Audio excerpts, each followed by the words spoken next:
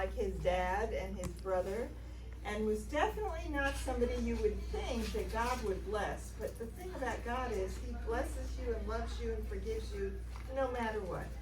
And so we saw that Jacob had the dream about God speaking to him from heaven and reminding him that he was going to be a great leader in the future. Well, yesterday's story was in the very front of our Bible in the book of Genesis, and today we are a little further, but still in the Old Testament.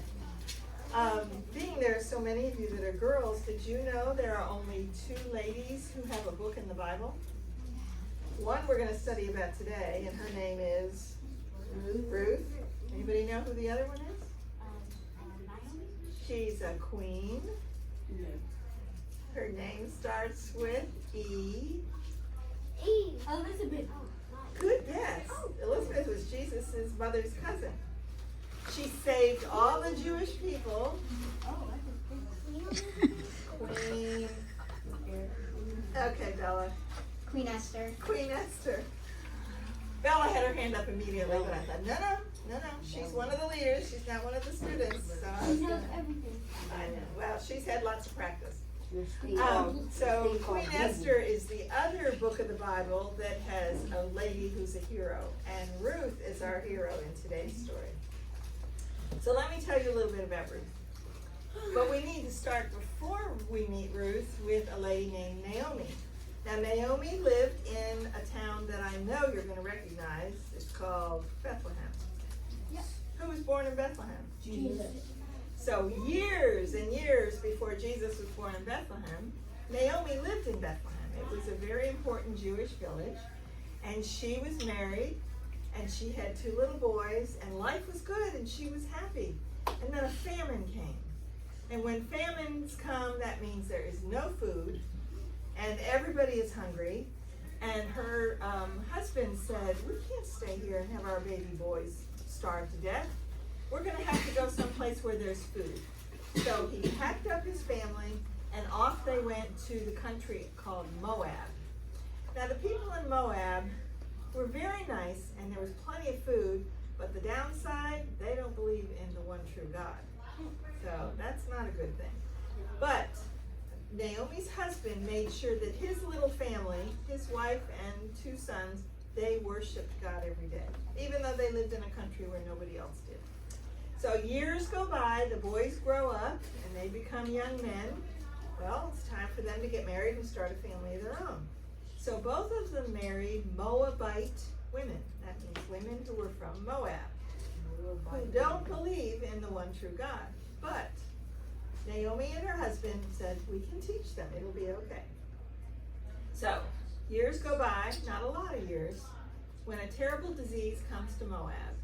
And Naomi's husband dies, and both of her sons die from this terrible disease. So now there are 3 women left with nobody to take care of them. Because in Bible days, women didn't have jobs, and your sons or your husband or your parents took care of you. That's just how it was done back in those days. And so Naomi is looking at her 2 beautiful daughters-in-law. Now let me tell you about a daughter-in-law. If you have girls of your own, you are a daughter. But if you have sons of your own and they marry a girl, then those girls become like a daughter by law because they're officially married. So she had 2 sons, and they each had a wife who became Naomi's daughters-in-law. And she loved them like they were born to her all by herself. She was just so grateful. And the same thing happens if you have daughters, and then they marry young men, and then you have sons-in-law, even if you never had any sons before. That's what I have. I have 2 daughters who I now have sons-in-law. But anyway, she has these 2 lovely daughters who she loves dearly, but she's very worried about them, and she realizes that we can't live here and survive. There's no food, nobody's taking care of us. I'm going to go home to Bethlehem, she says, because the famine has finally ended there. And so she very much wants to give them hugs and kisses and say goodbye. And Orpha, the one daughter-in-law, kisses her mother-in-law and says, thank you, I love you, and she goes back home to where her mom and dad live. But not Ruth. Ruth chooses to go. That's the title of our story today, that Ruth chooses to go. And so Ruth says to her mother-in-law, I love you like a mother. I don't want you traveling alone. I don't want you living alone. There's nobody to take care of you once you get there. I'm coming with you. And this is where we get our Bible verse from today. If you've already practiced it once, you know that it says, your people, can you read that with me up there on the Your card? people will be Your people will be my people, and your God my God. So Ruth tells her mother-in-law that she will go wherever she goes and be with her at all times. Parts of the story of Ruth are oftentimes used in wedding ceremonies because the bride and the groom are saying to each other, wherever you go, I'm going with you. When I married my husband, you know where I went? Japan. God. I didn't expect to go to Japan You like before I met him. But once I met him and found out he was in the Navy, and we started dating, and then we decided to get married, and his job here in the United States, it was in Virginia at the time where I was teaching, he said, by the way, when we leave here, we're moving to Japan. And I went, oh, I've never been west of Ohio, and you're taking me all the way to Japan? Well, that will be interesting. So we did. We packed up and off we went. We lived in Japan for 5 years, and both of our daughters were born there. So this is what Ruth is saying. Wherever you go, whatever you need, I'm going with you. And that's why people use part of her speech in a wedding ceremony, because you're promising to go with the other person. Usually you're going wherever the husband is going and following him there. So Ruth and Naomi arrive in Bethlehem. Her family and friends are so excited to see her. You're back. You've been gone for years and years and years. Where's your husband? Where are your sons? So they didn't have a lot of communication back in those days. None of the people in Bethlehem knew what had happened to Naomi. She said, my husband died of a terrible disease, and so did both my boys. But this young lady was one of my son's wives. Her name is Ruth. She's my daughter-in-law, and I love her very much, and she has stayed with me to take care of me and get me here. Well, they thought that was wonderful that Ruth did that. So there's still a little piece of land and a small house on it that used to belong to Naomi and her husband. But women can't own any land. But at the moment, nobody's living in this house, so she and Ruth move into the house. So they're there, and of course, then they look at each other and say, now what are we going to do about food? We have no money. We have nobody who's working that's going to provide for us. And Ruth says, we passed a lot of barley fields. See, this is what all the barley fields look like. And Ruth says, there's lots of barley fields out there. I will go and glean. Now, let me tell you about gleaning. Gleaning is a wonderful thing where farmers leave a little bit extra in the fields. I mean, in modern day times, they drive these great big machines that cut down all the corn, cut down all the oats, cut down all the wheat, whatever it is that's being grown. But it ends up being a little trail that doesn't get cut down in between going this way and then going this way and then going this way. Most of the modern day times, that leftover is for the animals, because when nobody's out there, the deer and rabbits and other animals will come and eat all the leftovers. Back in Bible days, they left that extra for the poor people who couldn't work, who had no food. And so Ruth said, she knew about this, so she said, I will go out into the field and I will collect the leftover barley, because it's barley harvest time. So she does. She goes and she spends all day in the hot sun working hard and breaking off. This is supposed to be my barley plant. That's the best I could come up with. That's actually a decoration from my house. And so she's going to go up and down these fields, and anything that is left on the edges, she brings home. And then Naomi bakes bread, and that's really all they have to eat is bread and water. And so you can live on bread and water, thankfully. So, that part is a good thing. So after a couple of days of this, Naomi says to Ruth, where did you go and get this barley? Where were you gleaning? So she's describing the fields she went to, and she said, but the best one was, and she names where this field is. Naomi says, I think that field is owned by my husband's cousin. His name is Boaz. And, okay, Ruth doesn't know who he is. She says, when you go and glean tomorrow to bring us food, there's something I would like you to do.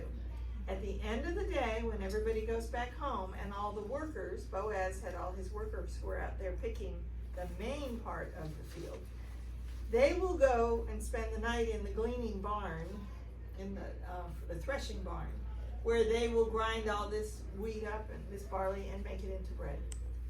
So you'll go in there and you'll see where the man who is sleeping away from everybody else, he's the owner. And just go and quietly lay down at his feet on the floor. Ruth thought that was a little odd, but she did what she was told. And that night after she finished collecting, she went and laid down at the foot of this man who was sound asleep, and all the other workers are sound asleep. And he wakes up in the morning, and here's this girl laying on the ground at the end of his feet, and he goes, "Why are you here, and who are you?" "Well, my name is Ruth, and I just wanted to thank you for leaving grain in the field for those of us who have nothing to eat." And he said, "Oh, well, you're very welcome." And then she left. So he looks at his other workers. Any of you know who this is? And of course, some of the workers there, "Oh yes, that's the daughter-in-law of Naomi."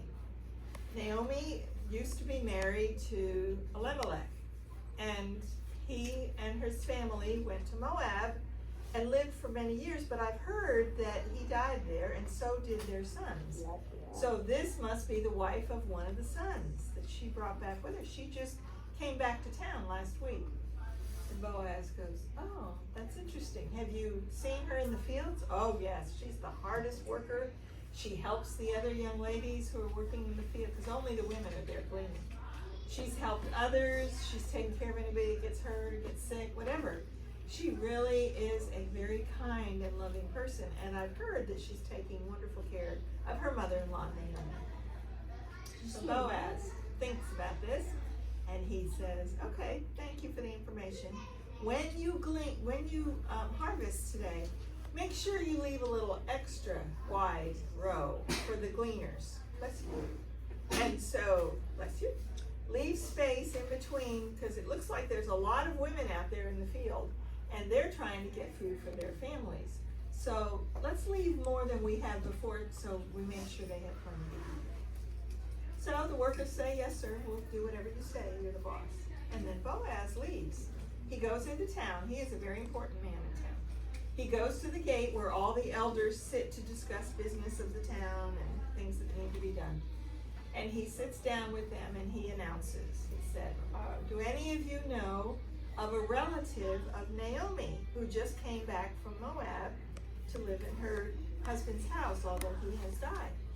Well, one of the men in the circle of elders said, "Yes, I'm actually his first cousin." And so he goes, "Oh, okay, did you know she was back?" He said, "Well, I kind of heard about it."